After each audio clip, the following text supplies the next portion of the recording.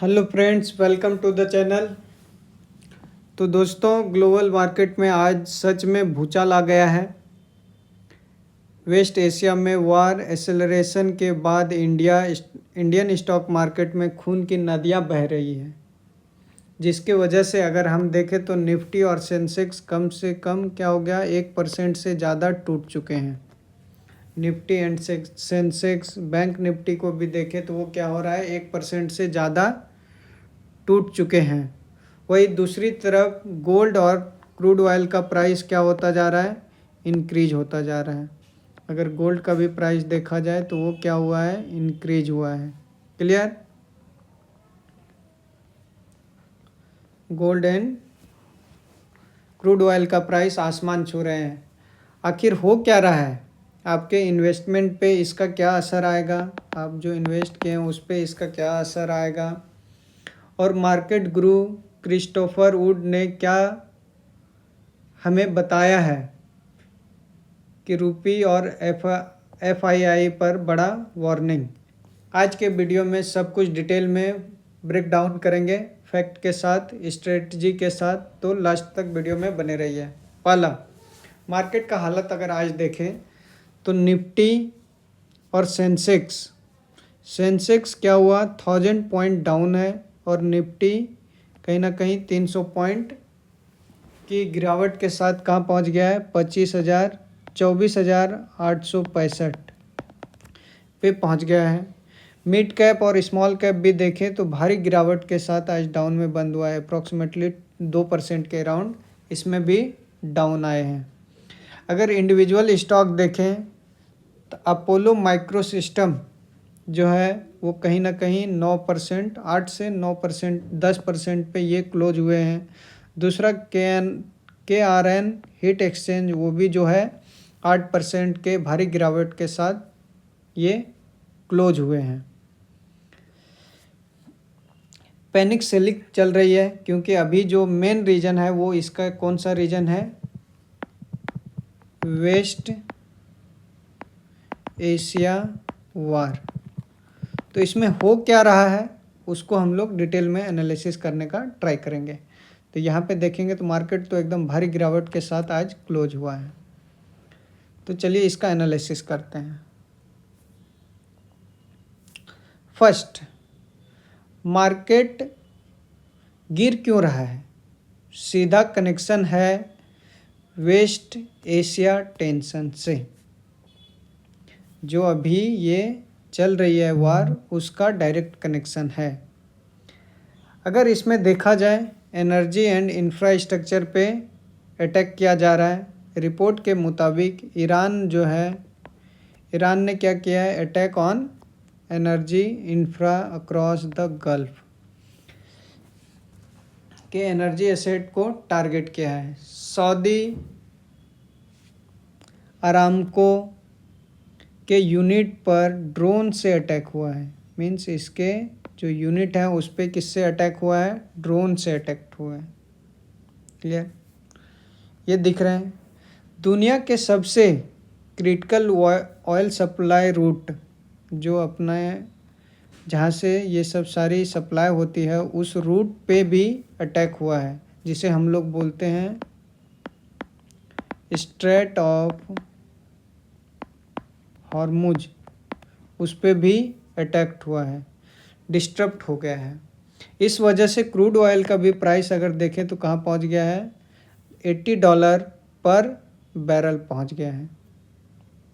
तो इससे क्या होगा कि ऑयल प्राइस का भी, ऑयल के प्राइस में भी हमें इंक्रीज होने को देखने को मिलेगा। नेक्स्ट है टेक का। अगर देखा जाए, अमेजन वेब सर्विस ने बहरीन और यूएई में पावर और कनेक्टिविटी इशू रिपोर्ट किए हैं। मीन्स इन्होंने वहाँ पे ये सब एक्टिविटी में रिपोर्ट किया है। ये सिर्फ रीजनल वॉर नहीं है, इसका जो मेन इफ़ेक्ट आएगा वो ग्लोबल पे भी आएगा। ये जो भी है उसका इफ़ेक्ट कहाँ आएगा, ग्लोबल पे भी आएगा। इसका ग्लोबल सप्लाई चेन पर सीधा इफ़ेक्ट आएगा।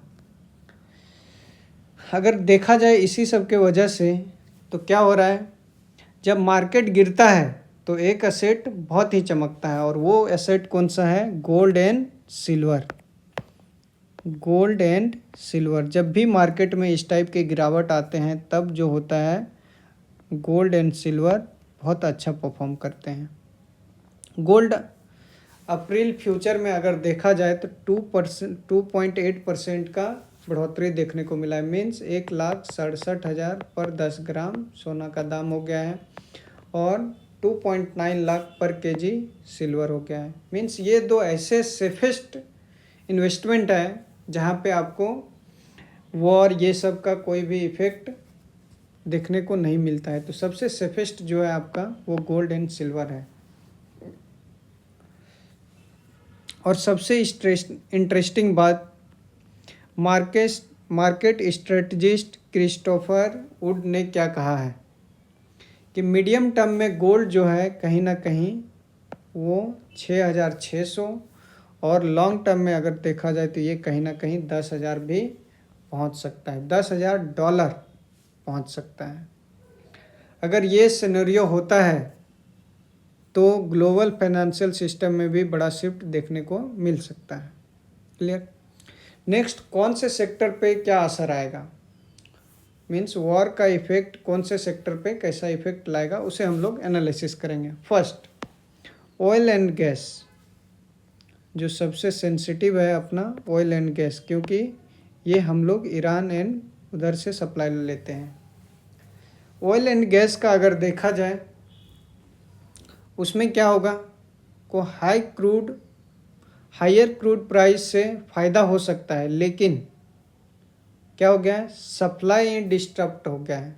जो जिस रूट से सप्लाई आती थी उस रूट को ही डिस्टर्ब कर दिया गया है, जिससे क्या होगा, ऑयल प्राइस में बढ़ोतरी भी देखने को मिल सकता है।